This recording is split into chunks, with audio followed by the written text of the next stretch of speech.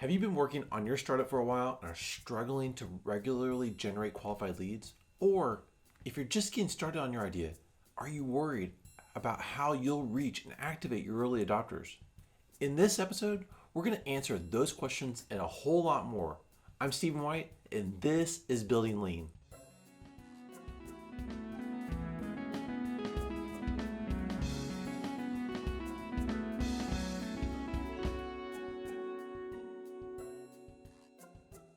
Hey there, awesome founders. Welcome back once again to Building Lean, our series of workshops that cover the steps and activities your startup must take to build key business functions to sustainably generate revenues.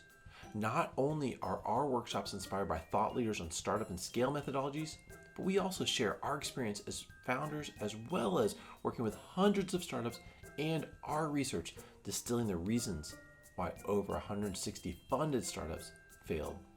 And that's not all. We have Shafiq patiently waiting to join us immediately after this workshop to answer your burning startup questions related to how you can build your startup lean. Also, after we finish answering your questions, I have a special announcement for founders who apply to the Lean Master Incubator by July 15th. If you're interested in growing your startup by building lean, please subscribe to our YouTube channel and click that notification bell nearby so you can receive the latest insights that will help you avoid mistakes that cost you time and money. Now, during our last episode, I explored how understanding the problem your customer wants solved is critical to developing both your marketing messages and sales funnel, as well as guiding how you design your product or service to solve your customer's problem. Understanding customer interviews, applying the buyer's journey, and performing a preliminary relative value analysis will enable you to avoid or overcome the first fatal flaw related to developing a product that doesn't solve a compelling problem. Now, during this episode, we'll continue to drill down into your 5 key business assumptions by exploring the channel assumption, as we'll discuss where you can find your prospective customers and the messaging you'll use to activate them so they become qualified customer leads. Without being able to develop a proven channel strategy, your startup will struggle to overcome the second fatal flaw, as your sales take too long and cost too much to grow your business. And without a steady stream of qualified leads, you'll never have a chance to work out whether you have the right pricing for your solution, nor get into that virtuous product improvement cycle that's so important. Okay, so let's jump right in. As founders, when we think about our channel strategy, it's not unusual for us to get tripped up on the steps to developing a channel, as well as wondering if it's something we should just worry about until later, say when our startup is really growing. At times, this can seem like a chicken and egg issue. If you accept that you need a proven approach to reaching and activating your target customers, then the questions come, do I develop what my marketing message is first? Or do I develop where I'll place my marketing message first? This conundrum actually can be answered pretty emphatically with a simple yes. Okay. I get it. I know what you're thinking right now. Wait, what did you say? Well, the answer is yes to those 2 questions because, like most early startup work, developing your channel strategy requires an iterative approach. And in the case of developing what your marketing message is and where to place that message, you'll have to iterate your way through it, each in concert with the other. So, before we explore why that is, let's first understand that a channel consists of 2 parts. One part is your product distribution channel, which is how you'll deliver your product or service based on understanding how your customers currently buy their current solution for the problem you want to solve. For founders who are just starting out and going through the market validation startup phase, you should be focused on preparing to beta test your product before selling it to the larger market opportunity in front of you. This means you will almost always use a direct relationship with your initial customers instead of risking your savings or spending the effort to set up a storefront. In other words, almost all successful startups begin by delivering their initial version of their product directly to their customers. Only after their product has gone through rigorous usage and refinement will they establish relationships with third parties to distribute their products or set up their own storefronts. Now, the second part of your channel is your customer acquisition channel, which is how you'll acquire new customers by making them aware of the problem you're solving and how your product or service solves that problem. Once again, for early stage startups working through market validation, you'll spend a significant amount of time trying to understand how to make your customers aware of the problem and how your solution can solve their problem. Initially, you'll want to figure out how to directly acquire enough customers to quickly refine your product before you go through the extensive effort of getting your product through retail or wholesale channels.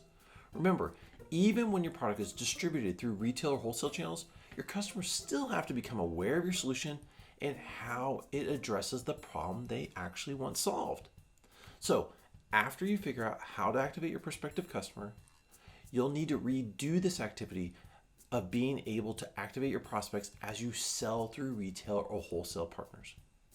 Now, an unfortunate founder's fallacy is when founders believe that simply getting their product with a distribution partner will generate all the sales it needs on its own. No, that's not true. It's a fallacy. It doesn't work that way. Look, by their very nature, distribution partners offer many, many goods from a variety of companies and only devote attention to those that sell quite easily, which means that you'll still have to message your customers and not rely on your distribution partner to work their magic, because that's not their job, nor is it in their interest to focus on your business alone. All of that responsibility is yours for no other reason than it's your product or service that you want to sell to your customers. As an example of this, let me tell you about a local coffee roaster who managed the distribution process the right way. Cat's Coffee hand roasts incredible single origin coffees and offers proprietary blends. Their coffee can be found in most major grocery chains, top restaurants, and a variety of coffee shops, both under the Cat's brand and white labeled offerings. About 10 years ago, Cat's was facing an inflection point. At that point, Cat's had sold its coffee directly to walk-in consumers at its original location, as well as to local coffee shops.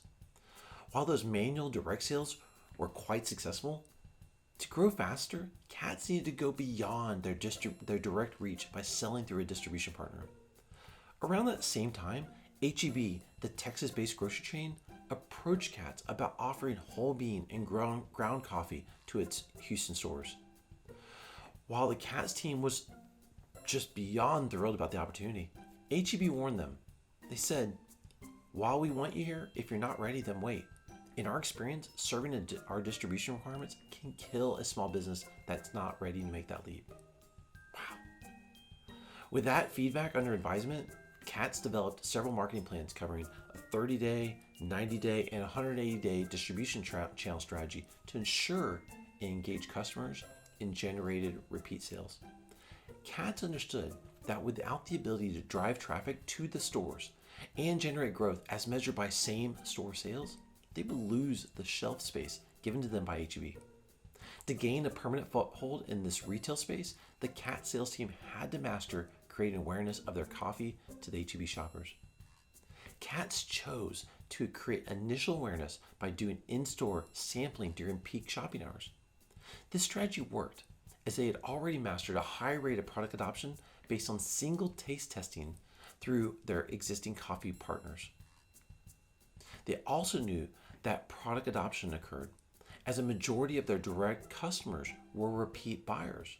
See, without this proven high rate of adoption, their in-store taste test strategy would have failed. In addition, they were able to drive growth of same-store sales because they had already worked out how to achieve reasonably high rates of organic growth. Remember, organic growth is when your customers recommend your product to their circle of family and friends without any effort on your part. When it comes to customer acquisition channels, there are 3 attributes that define whether a placement source is a fit for your startup's needs. So let's look at each one, beginning with number 1, medium. The medium reflects how your marketing message will be presented or displayed. In other words, your placement medium could be a physical location such as a billboard, or it could be a digital location such as an ad on a social media site, or it could be via audio such as a sponsorship message during sporting events. Number 2, reach. Reach consists of demographics and geography. So let's begin with demographics. The demographics reflect the medium's audience relative to how accurately your placement will be in helping to reach your target customers. Some placements give you better reach into your target audience than others. Reach can also be defined by geography. The geography reflects the physical location of your target market segment. So naturally, a geography can be combined with demographics to further localize your placement. So take as an example, if you wanted to reach university students who attended the University of Houston, you would probably place your ad in the college newspaper, the Daily Cougar. Whereas the city's newspaper, the Houston Chronicle, where the university is located, would reach way beyond just University of Houston students who are your target market. Our next placement attribute is number 3, resolution. The resolution is the smallest unit purchase for your ad placement. In other words, do you pay a flat day or week rate for your marketing message to be displayed, regardless of audience reach? This is pretty common with physical media when paying for a print ad placement, whether on a billboard or in a newspaper.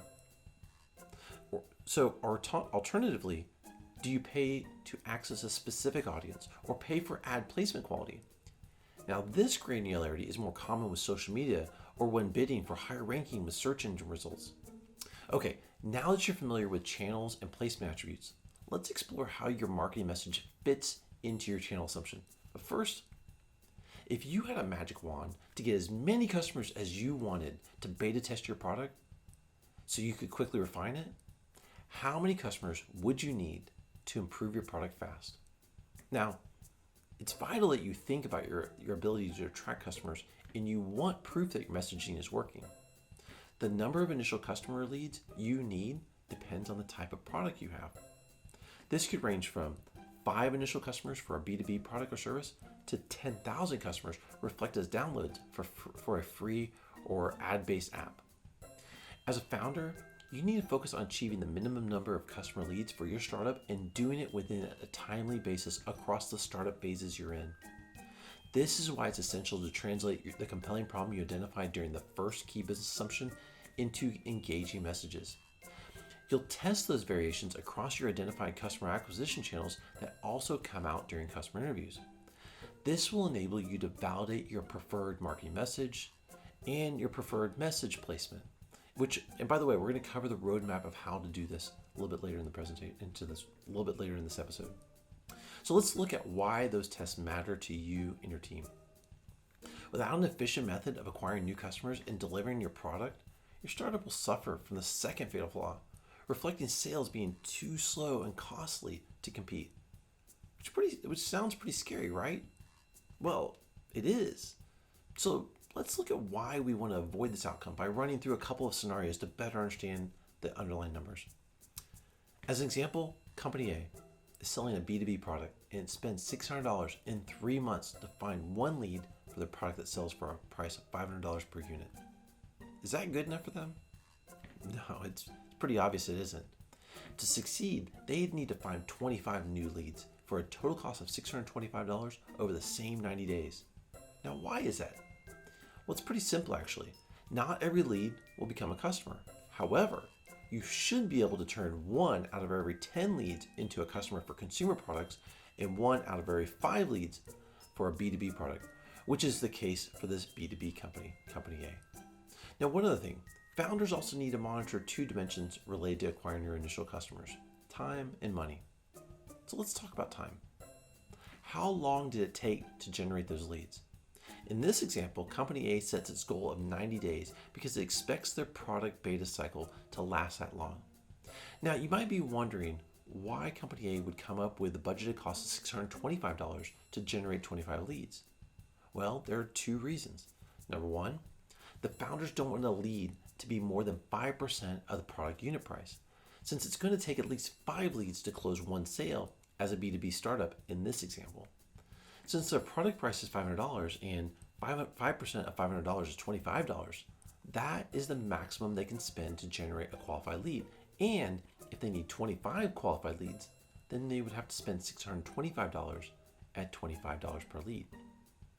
Number 2, the founders don't want to spend more than 25% of the product unit price to convert 1 customer. Okay, I know I'm throwing a lot of numbers at you, but you probably wonder at this point, how did I come up with 25% of the product unit price after referencing only 5% of the product unit price a moment ago?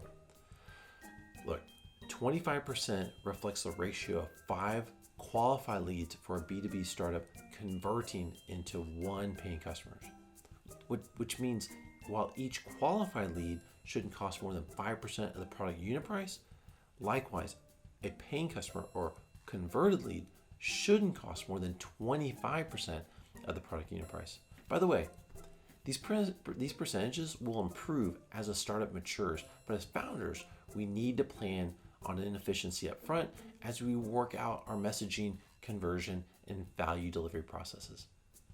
For a second example, Company B is a B2C product using a subscription-based revenue model. It spends $200 and is able to generate 25 leads over 90 days for an online product that sells for $15 per month. Company B expects a typical customer to continue their subscription for 12 months, which means Company B will multiply its monthly subscription price by 12 months to set its goal. Doing the same goal calculations, they need to acquire 1,000 new leads as a B2C startup within a budgeted cost of $4,500 over the next 90 days. Discovering a channel early on helps you understand how much it will cost you to acquire your initial set of customers that will help you to improve your product through each startup phase. Without understanding the total number of customers you'll need, you won't know how much money you must have available and will have no way to know if you have enough money budgeted to acquire your initial set of customers over a defined period of time. In other words, you need to have proof that you can turn up new customer leads on demand using your message and you understand the cost of generating that lead. Okay, at this point, we now understand that creating awareness costs us money. And more importantly, we also understand that developing a channel will help us reduce our customer acquisition costs over time. So how exactly do we go about generating qualified leads? Well, this is where you, as a founder, need to learn how to build your critical business functions. The first key business function is your lead engine, which we will cover more extensively those steps that you need to build your lead engine in an upcoming episode. But for now, you need to be able to answer 2 questions. Number 1, can you create an effective marketing message in the form of an ad that will create awareness within your target market and get you a qualified lead? And number 2, can you follow a process to generate those qualified leads? So speaking of marketing messages, let's start by looking at how to successfully construct one that will engage customer prospects and activate them into becoming qualified leads. The first tool you'll use relates to how you build your ads and how you validate those ads are working. The message generation template helps you quickly build ads from your interview notes by using the data you have from your customer interviews to generate the ad copy. But before we examine how this template looks in a real ad from a local startup, I want to point one thing out. When highlighting the problem your customer wants solved, you'll describe the problem relative to the negative emotion a customer would feel when experiencing the problem. Why a negative emotion instead of being upbeat? It's important that you relate to your prospective customer, and you can do this by using language and emotions that seem familiar to them.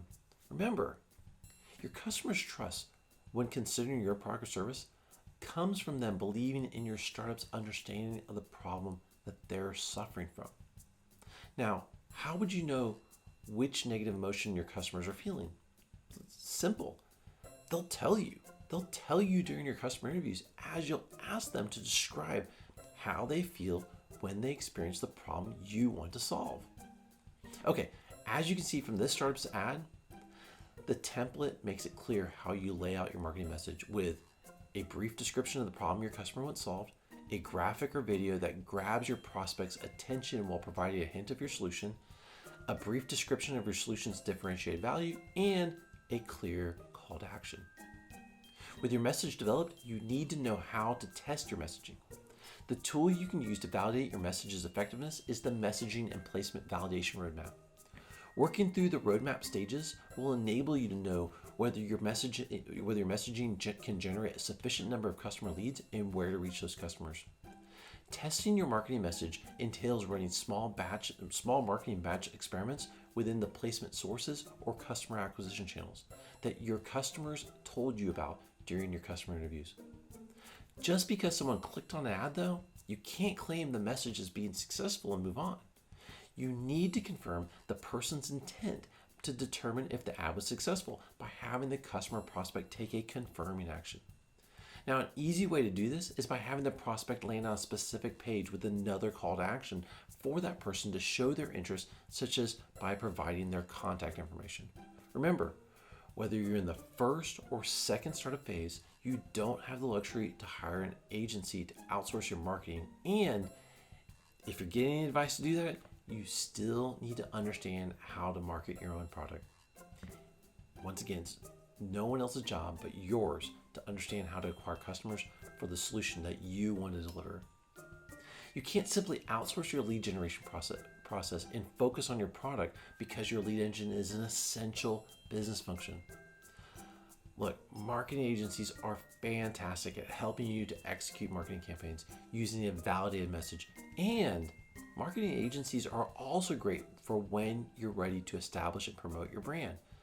However, as a startup, you shouldn't be concerned with promoting your brand until after you've achieved product market fit during the third startup phase of sustainable growth.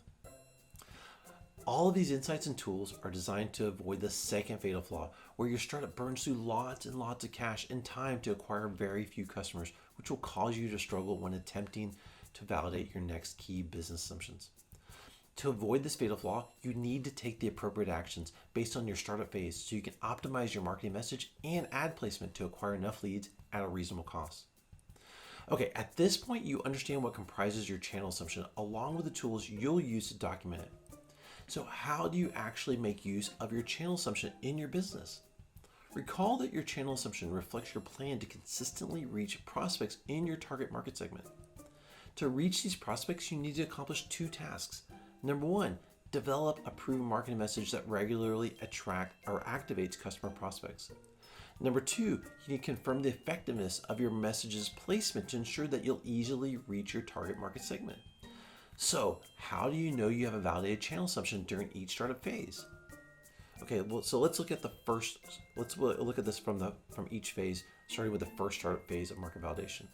This is where you will have validated your channel assumption when you can manually produce the necessary number of qualified leads that can result in 5 units of your product being pre-sold, and you can turn up those leads within the time frame needed to successfully complete the entire market validation process, or the market validation phase, within 12 weeks.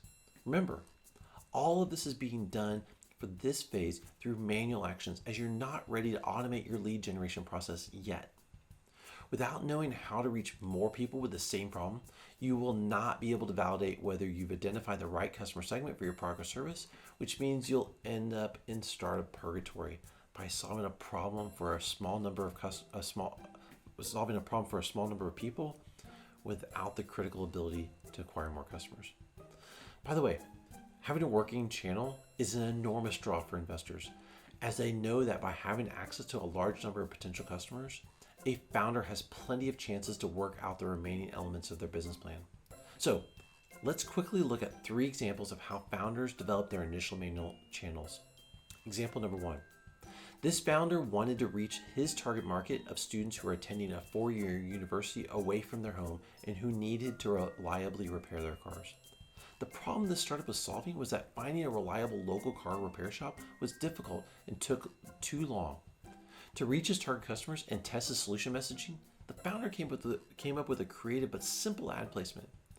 He placed a flyer on every car in a large student garage on campus of the local university describing the problem his startup would solve and a phone number to call or text if they were interested, which actually resulted in hundreds of leads.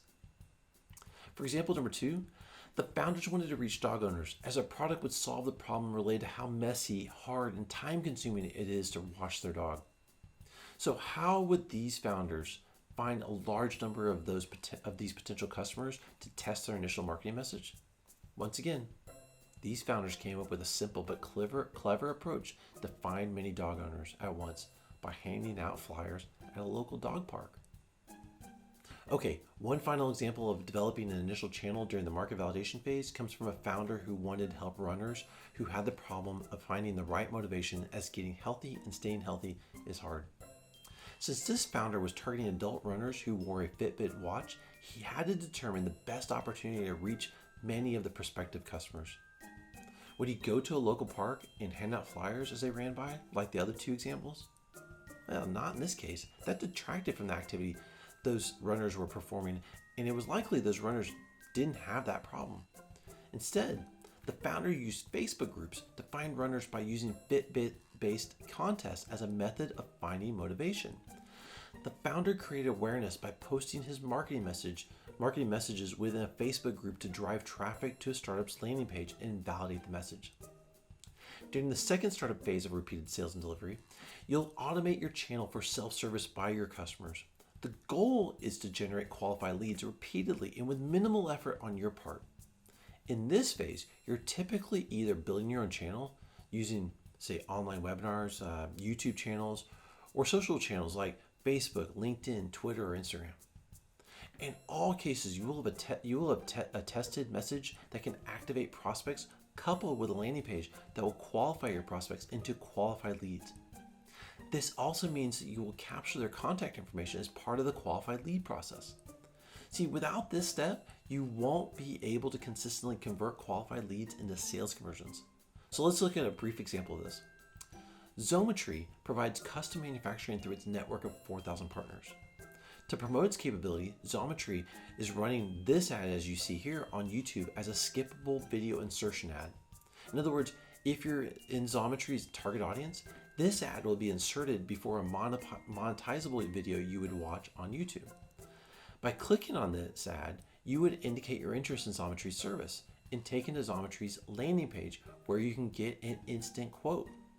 So while it's great that you clicked on their ad, Xometry needs to know whether you just fat-fingered that click or are truly interested in its offering. Xometry determines whether its prospects are qualified leads by getting you to fill out the instant quote form, which captures your contact information. Using this approach, Xometry both qualifies you and understands your specific requirement, which is the definition of a qualified lead. Notice how this process is infinitely scalable. In other words, it takes no more effort by Xometry to qualify one prospect or thousands of prospects. During the repeated sales and delivery phase, you're working out the process and the assets such as your ad, landing page, and CTA, your call to action, that takes a high percentage of prospects and converts them into qualified leads with no incremental effort required by your team. During the sustainable growth phase, you'll scale your channel so you can convert thousands of prospects into qualified leads on a regular basis. You'll use your tested process and assets from your repeated sales and delivery phase to generate scale leads by increasing the spend to generate the required number of qualified leads. Scaling your channel occurs in two ways. Number one, you expand the geography in which you're targeting new customers to deliver your product or service. And number two, you add new channels to run your proven marketing message in concert across multiple channels. Think about this. As a consumer, you've likely noticed how a company that targeted you for a message on Facebook is now probably displaying a similar ad before a video you watch on YouTube.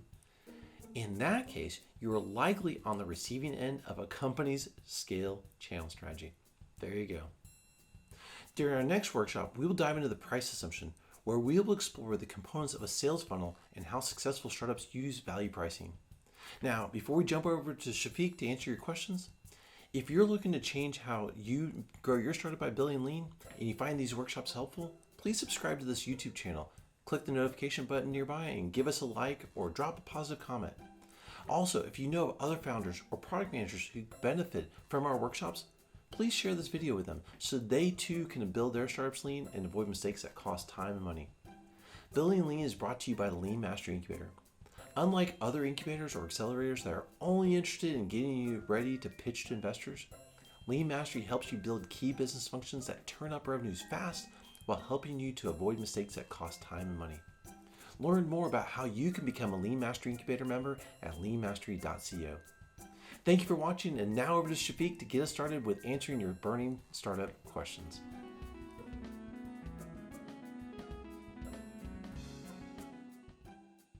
Hi everyone, Shafiq here.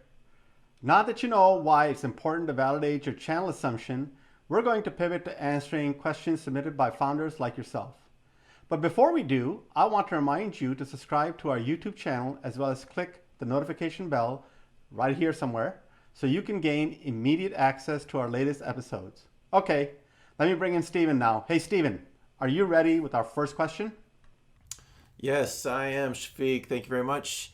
Real quick, don't forget, everyone, that we have a special offer at the end of this episode. So we want to keep the suspense going for a little bit longer. But I want to jump right now to our first question. So this one comes from an entrepreneur who's been working on her startup part-time, and she's looking forward to committing to it full-time, which is awesome. Good strategy. But before she can do that, Shafiq, she does have a few things to overcome, including a challenge she's experiencing related to generating lead conversions through a social media campaign. So here's the question from our founder as she wrote it. I'm getting lots of visits to my landing page from my Facebook ad, but no one is signing up. How do I tell if these visitors are qualified prospects versus just curious visitors? All right, so it's a great question. There's a lot to unpack here. I guess I'm going to assume that this person configured their campaign correctly to target the Facebook ad towards the target audience. So if you're not narrowing down the audience either through demographic selection, such as gender, age, income bracket, as well as interests, and of course geography, then you're just not getting you're just getting the wrong people clicking on your ad. So let's assume you were able to configure the ad correctly. And let's also assume you manually tested the ad with your target audience and you know that they respond to the problem mentioned in the ad as well as the hint of the solution. So assuming both the audience and the ad are correct, let's now focus on the landing page where you try to qualify the prospect. So this is where your landing page has to be very clear and ensure you're not distracting the prospect and providing a clear hint of the solution with the value conveyed very clearly. Steven, can we put up that slide that has an example of a landing page for a startup in the market validation phase? Great, thanks, Steven. So you will notice that in this landing page, the founder has a value prop very clearly stated with a hint of a solution. And in the big bold letters, they're letting their early adopters know that the solution is coming soon. And they can sign up to be notified. The sign up process is simple, name, phone number, and email. And this allows the founder to know that the user is interested enough to surrender their information so they can find out when your solution becomes available. In the process, you can figure out how many people clicking on your ad are early adopters and want the solution now. Right? So Steven, do you have anything you want to add to that explanation? I think you hit on the key points that founders mistakenly ignored, especially those related to confirming the quality of a click that generates a lead.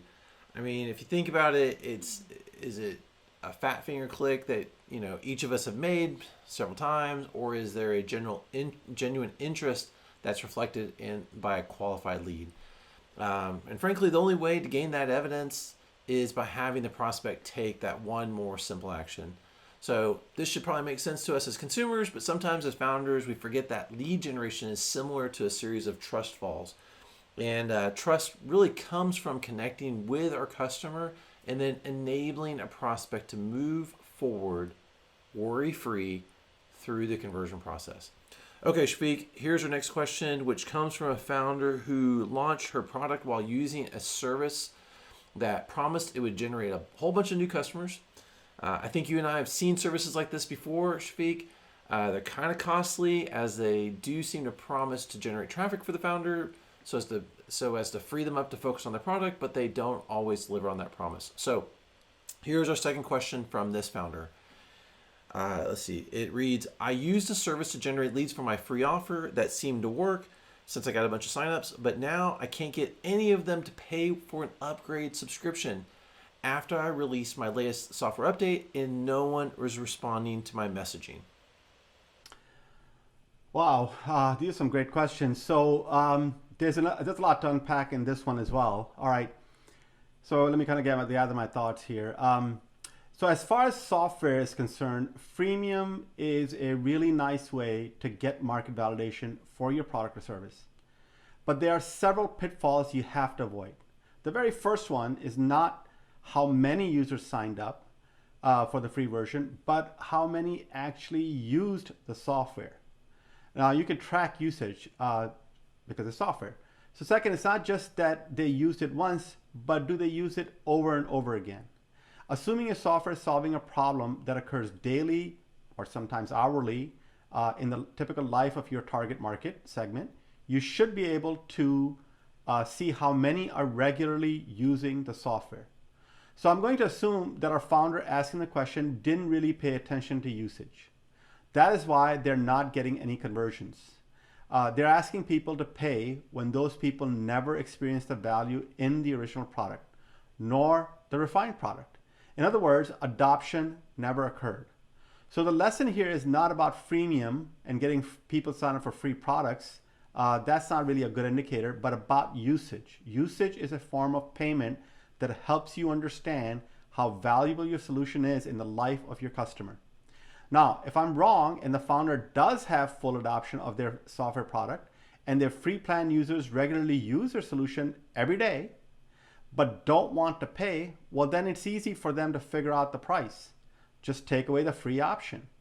And it's not like you take it away all or nothing. What you can figure out is how often do they use your service, and put limits on often so that it becomes an inconvenience. So if they use it 3 times a day, make it free 1 time a day in the free plan. They can use it for 1 transaction a day. If they use it 5 times a month, make it free for 3 times a month. So they actually have to pay to be able to use it throughout the month, as often as they need it. In other words, you can figure out from the data of your customers where the free process can still provide the service to get some value, but take away the constant usage where the real value is. And that'll really quickly help you figure it out. So if the service is of value to your users, they'll pull out the credit card and they'll pay. If not, then you never really had adoption, or and there are other options that are better than yours for the amount you're asking.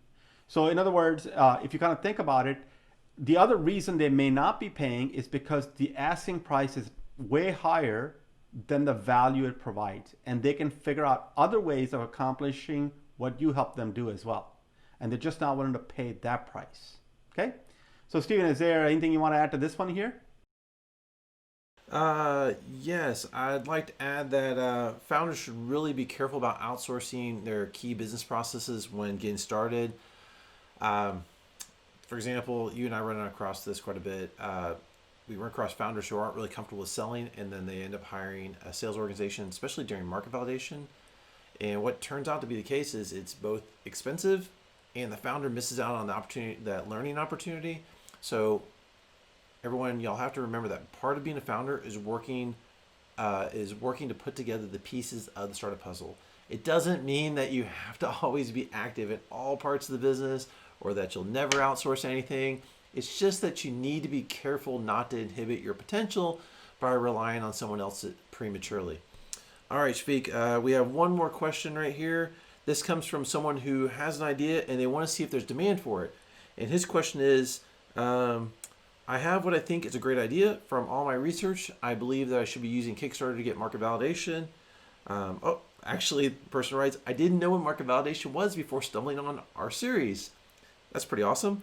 So the person's asking us, can you tell me whether this is a bad idea to use Kickstarter to get market validation?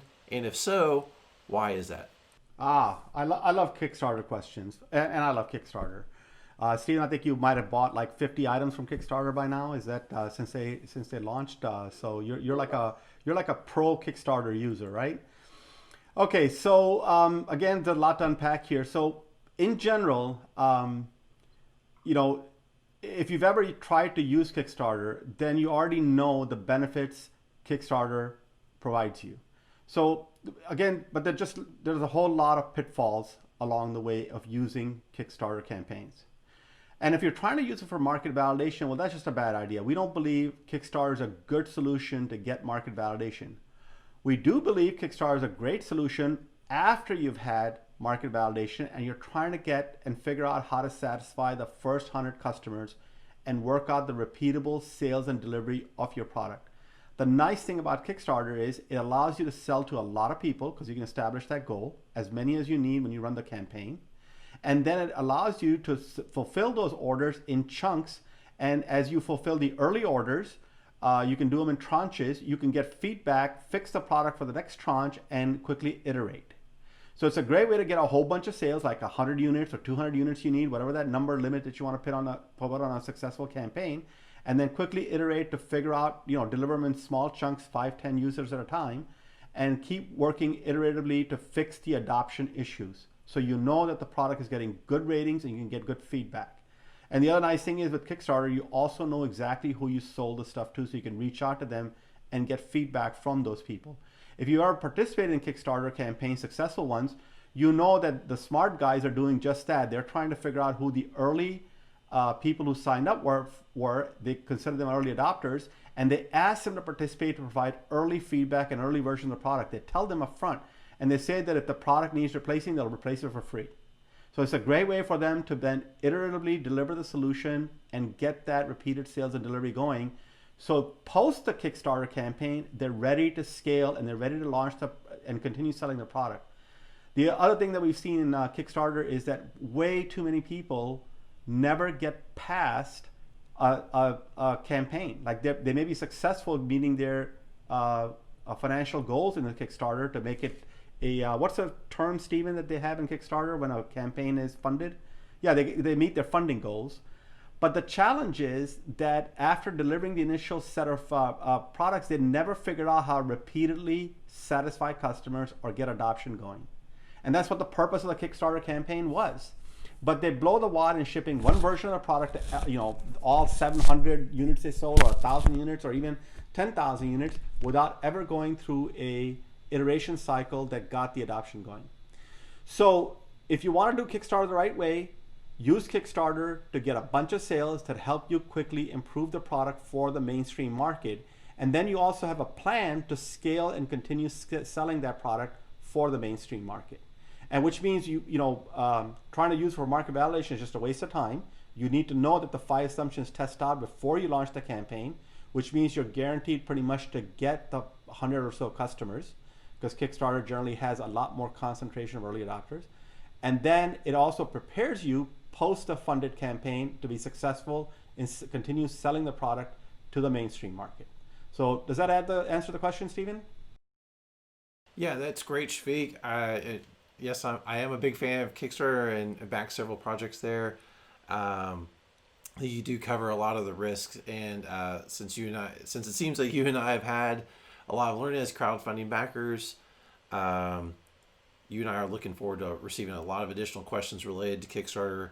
Kickstarter has really evolved over the years, so how people use it today is a little different than I think what people perceive it as from even just a handful of years ago. It's a lot more mature as far as how startups use it as a platform. So, okay, y'all, before we let you go, we do really have an exciting offer for just this coming week.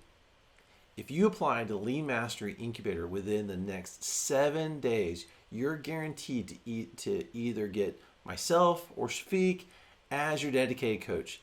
One of the questions that we often get from our applicants is, who is going to be my coach? Well, Shafiq and I have decided to clear out our calendars and help the next 50 applicants accepted into our incubator directly. So apply now and be sure to complete all 3 steps of the application process. It's pretty simple and straightforward. Do this before the deadline of July 15th. That's Wednesday, July 15th. If we accept you, you can either choose between, once again, myself or Shafiq as a coach with this next 50 applicants we're going to take through. That's pretty exciting. We're excited because we're looking forward to working directly with you and seeing where your ideas are at and how we can help you progress along. So to learn more about the Lean Mastery Incubator and to apply, visit leanmastery.co today. Thank you all for watching, and we look forward to helping you be successful in pursuing your startup dreams by building lean.